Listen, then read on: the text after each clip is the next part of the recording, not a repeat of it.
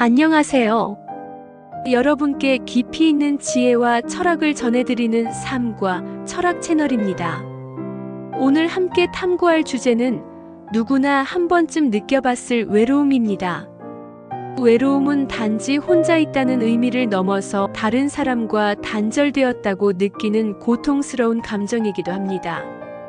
하지만 우리는 외로움 속에서도 무언가를 찾을 수 있습니다. 그것은 깨달음일 수도 있고 창조적인 에너지일 수도 있습니다. 오늘은 철학자들, 예술가들, 그리고 역사 속 인물들이 외로움을 어떻게 바라보고 받아들였는지 깊이 있게 탐구해 보겠습니다. 먼저 프리드리히 니체 철학을 살펴보겠습니다. 니체에게 외로움은 단지 피해야 할 감정이 아니었습니다.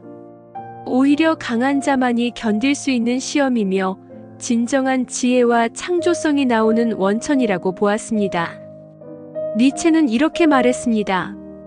자신의 이상을 찾을 수 없는 사람은 무리 속에 섞여 사는 것이 더 쉽고 행복하게 살아갈 수 있습니다. 하지만 자신의 길을 찾고자 하는 사람이라면 외로움을 견디고 이겨내야 한다고 하였습니다. 그의 사상에서 중요한 개념 중 하나는 바로 초인입니다. 초인은 기존의 가치와 규범을 넘어서 자신의 길을 개척하는 존재입니다. 하지만 그 과정은 결코 쉽지 않습니다. 고독과 싸우고 사회로부터 고립되는 상황 속에서 스스로의 진실을 발견하는 일은 강한 의지를 필요로 합니다. 니체는 예술적 창조도 이와 같은 고독 속에서 이루어진다고 보았습니다. 그는 이렇게 말했습니다. 혼돈을 품어야 비로소 춤추는 별을 탄생시킬 수 있다. 창조성이란 고통스러운 혼돈 속에서 피어나는 것이며 그 혼돈은 외로움에서 비롯된다고 말입니다. 다음은 동양 철학자 장자의 사상입니다. 니체가 외로움을 강한 자의 특권으로 본 반면 장자는 자연과의 조화를 찾는 과정에서 외로움을 받아들였습니다. 장자는 인간이 사회로부터 벗어나 자연과 일체감을 이루는 것을 강조했습니다.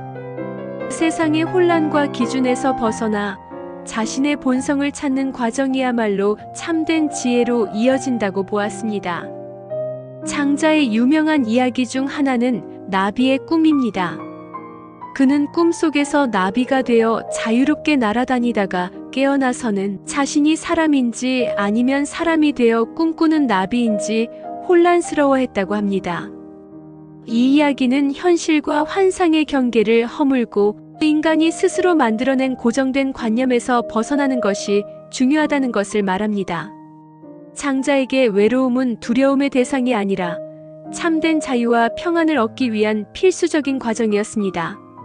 세상의 소음에서 벗어나 스스로와 자연을 하나로 연결하는 경험은 고독 속에서 이루어질 수 있다고 하였습니다.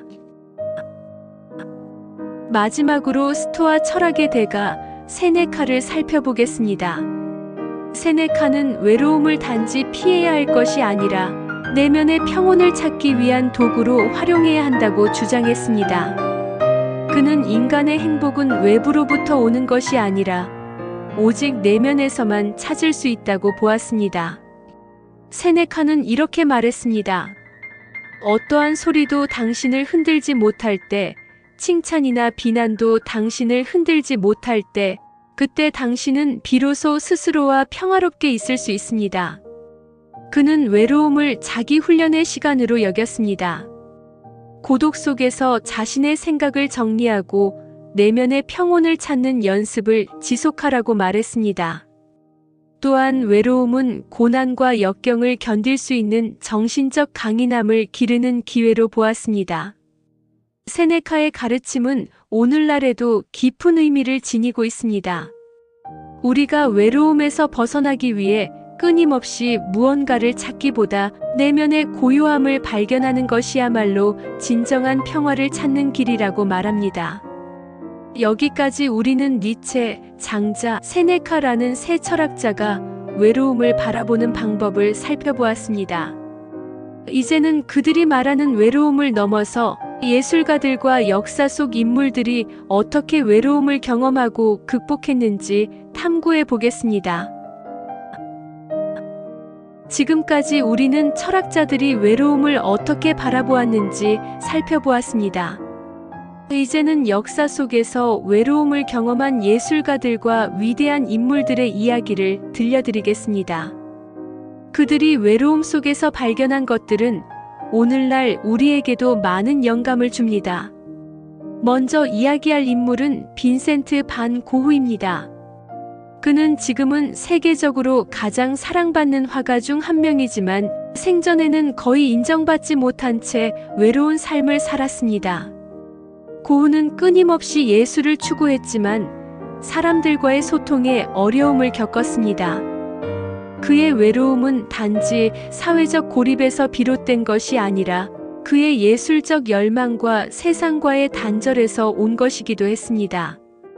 대표작인 별이 빛나는 밤은 그의 외로움을 상징적으로 보여주는 작품입니다. 이 그림은 그가 생내미 정신병원에 입원해 있던 시절 외로운 밤을 보내며 창밖을 바라보며 그린 것입니다. 어둡고 푸른 하늘을 뒤덮은 소용돌이치는 별들과 달빛은 마치 고흐의 불안하고 혼란스러운 내면을 표현하는 듯합니다. 하지만 그 혼돈 속에서도 별들은 밝게 빛나고 있습니다. 이 작품은 단순히 외로움의 표현을 넘어서 그 외로움을 아름다움으로 승화시키려는 고흐의 의지를 담고 있습니다. 그는 동생 테오에게 보낸 편지에서 이렇게 말했습니다. 나는 찾고 있습니다. 나는 애쓰고 있습니다. 나는 그 안에서 온 마음을 다하고 있습니다. 고흐에게 그림이란 단지 예술이 아니라 세상과 소통하려는 그의 절실한 시도였던 것입니다. 그리고 그 외로움 속에서 그는 누구도 흉내낼 수 없는 독창적인 예술 세계를 만들어냈습니다. 다음은 로마 제국의 황제이자 철학자였던 마르쿠스 아우렐리우스입니다. 그는 역사 속에서 가장 강력한 권력을 가졌던 인물이었지만 내면의 외로움은 누구보다 깊었습니다. 마르쿠스 아우렐리우스는 황제로서 수많은 전쟁과 정치적 혼란 속에서도 자신의 생각을 정리하고 마음의 평온을 찾기 위해 꾸준히 글을 써내려갔습니다. 그 기록들은 오늘날 명상록이라는 이름으로 알려져 있습니다. 흥미로운 점은 이 책이 누군가에게 보여주기 위해 쓴 것이 아니라는 점입니다. 오직 자신을 위해 내면의 목소리에 귀 기울이며 기록한 글들이었습니다. 그는 이렇게 말했습니다. 사람은 자신의 영혼 속에서 고요하고 평화로운 안식처를 찾을 수 있습니다. 마르쿠스 아우렐리우스에게 외로움이란 그저 피해야 할 감정이 아니라 내면의 성찰을 위한 도구였습니다. 어떠한 상황에서도 흔들리지 않는 마음을 기르기 위해 그는 고독 속에서 스스로를 단련했습니다. 그의 철학은 오늘날에도 많은 사람들에게 깊은 위로와 통찰을 제공하고 있습니다. 외로움이라는 감정은 단순히 고립을 의미하는 것이 아니라 오히려 내면의 힘을 발견할 수 있는 기회가 될 수 있음을 보여줍니다. 마지막으로 살펴볼 인물은 프란츠 카프카입니다. 카프카는 현대 문학에서 가장 독창적인 작가로 평가받지만 그의 삶은 깊은 외로움과 소외로 점철되어 있었습니다. 그는 인간관계에서 끊임없는 불안과 단절감을 느꼈고 그러한 감정을 글로 표현하는 데 몰두하였습니다. 카프카의 작품들에서는 흔히 사회와의 불화, 정체성의 혼란, 그리고 존재의 불확실성이 주된 주제로 다뤄집니다. 특히 그의 단편 소설 변신은 그가 느낀 외로움과 소외를 상징적으로 드러냅니다. 주인공 그레고르 잠자가 갑자기 거대한 벌레로 변하여 가족에게서도 멀어지게 되는 이야기는 카프카가 느꼈던 고립과 절망을 그대로 담아낸 것입니다. 카프카는 이렇게 말했습니다. 나는 자유롭지만 그렇기에 길을 잃었습니다. 그에게 외로움이란 단순한 감정이 아니라 존재 자체에 대한 의문과도 같은 것이었습니다. 그의 글들은 외로움 속에서도 끊임없이 의미를 찾으려는 노력이었습니다. 그리고 그러한 노력은 오늘날 많은 사람들에게 공감을 불러일으키고 있습니다. 빈센트 반 고흐는 예술을 통해 외로움을 아름다움으로 승화시켰고, 마르쿠스 아우렐리우스는 내면의 평온을 찾기 위해 글을 썼으며, 프란츠 카프카는 고독과 소외 속에서 자신의 존재를 탐구했습니다. 그렇다면 우리는 어떻게 외로움을 받아들이고 그것을 성장과 창조의 원천으로 삼을 수 있을까요? 지금까지 우리는 철학자들과 예술가들이 겪은 외로움의 다양한 모습을 살펴보았습니다. 그렇다면 외로움은 단지 피해야 할 감정일 뿐일까요? 사실 외로움은 적절히 받아들이고 활용할 수 있다면 성장과 창조의 원천이 될 수도 있습니다. 이제부터는 외로움을 긍정적으로 바라보는 철학자들의 사상을 깊이 있게 탐구해 보겠습니다. 먼저 프리드리히 니체의 철학을 다시 돌아보겠습니다. 니체는 외로움을 단지 두려움의 대상이 아닌 새로운 가치를 만들어내기 위한 도전의 기회로 보았습니다. 그에게 외로움은 창조성과 사유의 원천이었습니다. 니체는 말했습니다. 혼돈을 품어야 비로소 춤추는 별을 탄생시킬 수 있다. 그가 말하는 혼돈이란 인간 내면의 복잡하고 혼란스러운 감정들입니다. 그리고 그 혼돈은 외로움 속에서 더욱 뚜렷하게 드러나게 됩니다. 니체는 그러한 외로움을 피하지 않고 오히려 그 속으로 깊이 들어가려 했습니다. 그는 또 이렇게 말했습니다. 모든 위대한 생각은 고독 속에서 잉태된다. 니체에게 외로움이란 단지 사회로부터의 고립이 아니라 자기 자신과의 대면을 통한 진정한 창조의 과정이었습니다. 그는 외로움 속에서 자신만의 철학을 구축했고, 그러한 고독은 결국 그의 가장 위대한 작품들로 이어졌습니다. 다음은 세네카의 철학입니다. 세네카는 외로움을 두려워하지 않고 오히려 정신을 단련하는 기회로 삼아야 한다고 보았습니다. 그는 말했습니다. 참된 행복은 외부에서 오는 것이 아니라 내면에서 만들어집니다. 세네카는 외로움을 이용해 자신의 마음을 가다듬고 내면의 고요함을 찾기 위해 끊임없이 훈련했습니다. 그에게 외로움은 불편한 감정이 아니라 자기 자신과 깊이 대화하는 시간이었습니다. 세네카의 가르침은 우리가 외로움을 느낄 때 그것을 피하려 하지 말고 오히려 그 감정을 받아들이고 이해하려는 노력이 필요하다는 것을 보여줍니다. 외로움은 단지 고립된 상태가 아니라 자기 자신을 돌아보고 성장할 수 있는 기회이기도 합니다. 세네카는 또한 이렇게 말했습니다. 내면의 평온을 찾는 사람에게는 외부의 소음이 더 이상 방해가 되지 않습니다. 그는 내면의 고요함이야말로 진정한 행복의 열쇠라고 보았습니다. 마지막으로 살펴볼 철학자는 장자입니다. 장자는 외로움을 두려워하지 않았습니다. 오히려 그것을 자연과의 일체감을 이루기 위한 방법으로 보았습니다.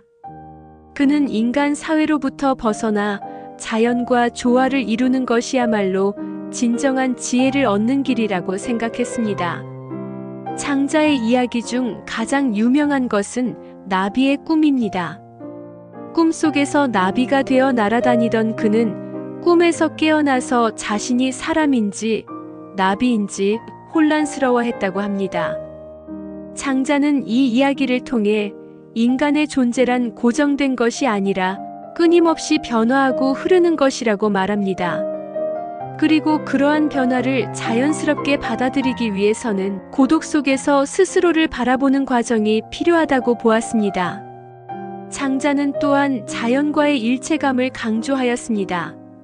사회적 관습이나 규범에서 벗어나 본래의 자신을 발견하는 것이야말로 진정한 자유라고 하였습니다. 그에게 외로움은 두려워해야 할 감정이 아니라 자연과 조화를 이루기 위한 자연스러운 과정이었습니다. 그렇다면 우리는 어떻게 외로움을 긍정적으로 받아들일 수 있을까요? 니체, 세네카 장자의 철학을 통해 우리는 몇 가지 중요한 교훈을 얻을 수 있습니다. 첫째, 창조성을 찾는 방법으로 니체는 외로움을 피하지 않고 오히려 그 속으로 들어가라. 혼돈 속에서 자신만의 진실을 발견하라. 내면의 평온을 찾는 방법 세네카, 외부의 소음에 휘둘리지 말고 내면의 고요함을 찾기 위한 훈련을 지속하라. 외로움은 오히려 스스로를 단련하는 기회가 될 수 있다. 셋째, 자연과의 조화를 이루는 방법으로 장자는 사회적 기준이나 타인의 평가에서 벗어나 본래의 자신과 조화를 이루어라. 외로움을 두려워하지 말고 그것을 자연스럽게 받아들여라. 결국 외로움은 우리에게 고통을 주기도 하지만 그것을 받아들이고 활용하는 방법에 따라 지혜와 평온, 그리고 창조의 원천이 될 수 있습니다. 우리는 외로움을 두려워할 필요가 없습니다. 오히려 그 안에서 진정한 자신을 발견하고 내면의 힘을 길러낼 수 있습니다. 하지만 현대 사회에서의 외로움은 또 다른 모습을 하고 있습니다. 지금까지 우리는 철학자들과 예술가들이 외로움을 어떻게 받아들이고 활용했는지 살펴보았습니다. 그렇다면 오늘날의 외로움은 어떻게 다를까요? 디지털 시대에 우리는 과거 어느 때보다도 쉽게 다른 사람들과 연결될 수 있습니다. 하지만 그 연결이 깊이 있는 관계를 의미하는 것은 아닙니다. 오히려 사람들은 점점 더 깊은 외로움을 느끼고 있습니다. 현대 사회에서 외로움은 단순히 물리적으로 혼자 있는 상태를 의미하지 않습니다. 오히려 많은 사람들이 다른 사람들 속에서도 외로움을 느끼고 있습니다. 특히 소셜미디어와 디지털 기술의 발전은 우리에게 새로운 형태의 외로움을 만들어냈습니다. 우리는 매일같이 온라인에서 수많은 사람들과 연결될 수 있습니다. 그러나 그 연결은 대개 피상적이며 진정한 소통을 제공하지 못하는 경우가 많습니다. 특히 SNS에서의 좋아요나 댓글을 통한 인정 욕구는 사람들로 하여금 끊임없이 외부의 평가에 의존하게 만듭니다. 자신의 진정한 감정과 생각을 표현하기보다는 타인에게 잘 보이기 위해 꾸며낸 이미지로 살아가게 되는 것입니다. 이 현상은 일종의 포모, 놓치고 있다는 두려움으로 이어집니다. 다른 사람들이 무언가를 즐기고 있을 때 자신은 그 순간을 함께하지 못하고 있다는 불안감을 느끼게 됩니다. 이로 인해 사람들은 더욱 불안정해지고 자신이 고립되었다고 느끼게 됩니다. 여기서 우리는 다시 철학자들의 가르침으로 돌아가 볼 필요가 있습니다. 현대 사회의 외로움을 극복하는 방법을 찾기 위해 그들의 지혜를 다시 되새겨 보겠습니다. 니체는 외로움을 두려워하지 말고 오히려 그 속에서 창조성을 발견하라고 말했습니다. 현대 사회에서 우리는 끊임없이 타인의 인정과 평가를 갈망합니다. 하지만 니체는 외부의 인정보다 자신만의 가치를 만들어내는 것이 더 중요하다고 강조했습니다. 그는 외로움 속에서 자신의 길을 찾는 것이야말로 진정한 자유라고 보았습니다. 세네카는 외부의 혼란과 소음에 휘둘리지 않고 내면의 고요함을 찾는 것이 중요하다고 하였습니다. 그는 외로움을 피하지 않고 받아들이며 그것을 정신적 훈련의 기회로 삼아야 한다고 말했습니다. 지금처럼 디지털 기술이 우리의 주의를 끌어당기는 시대일수록 세네카의 가르침은 더욱 중요한 의미를 지닙니다. 내면의 평온을 찾기 위해서는 디지털 소음으로부터 거리를 두고 자신과의 대화를 시도해야 합니다. 장자는 고독을 자연과의 조화를 이루기 위한 시간으로 보았습니다. 그는 인간이 만들어낸 인위적인 규범에서 벗어나 본래의 자신을 찾는 것이야말로 참된 자유라고 말했습니다. 현대 사회에서 외로움을 극복하기 위해서는 스스로를 자연의 일부로 받아들이는 태도가 필요합니다. 때로는 기술과 소음으로부터 벗어나 자연 속에서 자신을 돌아보는 것이 중요합니다.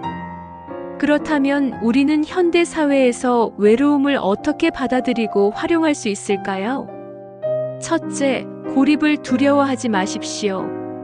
니체가 말한 것처럼 외로움은 새로운 아이디어와 창조성을 발견할 수 있는 기회입니다. 외로움을 피하려고만 하지 말고 그 속에서 자신을 발견하려고 노력해 보십시오. 둘째, 내면의 평온을 찾으십시오. 세네카의 가르침처럼 외부의 소음에 휘둘리지 않는 연습이 필요합니다. 때로는 디지털 세계로부터 벗어나 자신과 대화하는 시간을 가져보십시오. 셋째, 자연과의 조화를 이루십시오. 장자의 철학처럼 스스로를 자연의 일부로 받아들이는 것은 외로움을 극복하는 중요한 방법입니다. 인위적인 기준과 사회적 평가에서 벗어나 자신을 있는 그대로 받아들여 보십시오. 결국 외로움은 우리가 어떻게 받아들이고 활용하느냐에 따라 전혀 다른 의미를 지니게 됩니다.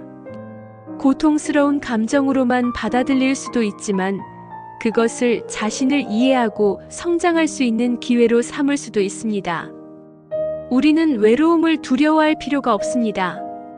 오히려 그 안에서 진정한 자신을 발견하고 내면의 힘을 길러낼 수 있습니다.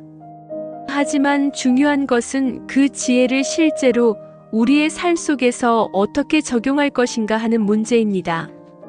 이제 마무리하며 여러분께 몇 가지 질문을 드리고 싶습니다. 오늘 우리는 외로움의 본질과 그 속에 담긴 다양한 의미를 탐구해 보았습니다. 철학자들은 외로움을 고통으로만 보지 않고 성장과 깨달음의 기회로 받아들였습니다. 또한 예술가들은 외로움을 작품으로 승화시키며 자신만의 세계를 만들어냈습니다. 외로움은 단순히 고립된 상태를 의미하지 않습니다. 그것은 자신과 마주하는 시간이며 때로는 진정한 깨달음을 얻기 위한 과정일 수 있습니다.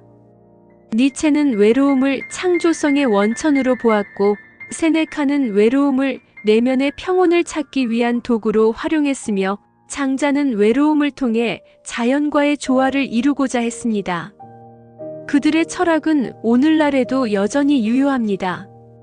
우리가 외로움을 어떻게 받아들이고 활용하느냐에 따라 그것은 고통의 근원이 될 수도 있지만 지혜의 원천이 될 수도 있습니다. 이제 여러분께 질문을 드리고 싶습니다. 여러분에게 외로움은 무엇인가요? 그것은 두려운 감정인가요? 아니면 받아들일 수 있는 성장의 기회인가요? 혹시 외로움 속에서 자신을 발견하거나 새로운 깨달음을 얻으셨던 경험이 있으신가요? 또는 외로움을 극복하기 위해 어떤 노력을 하셨는지도 궁금합니다. 여러분의 이야기를 댓글로 남겨주세요. 함께 생각을 나누고 더 깊이 있는 대화를 이어나갈 수 있기를 바랍니다.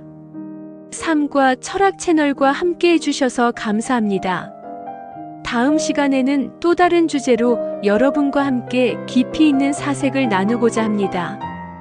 늘 건강하시고 마음의 평온을 찾으시기를 바랍니다.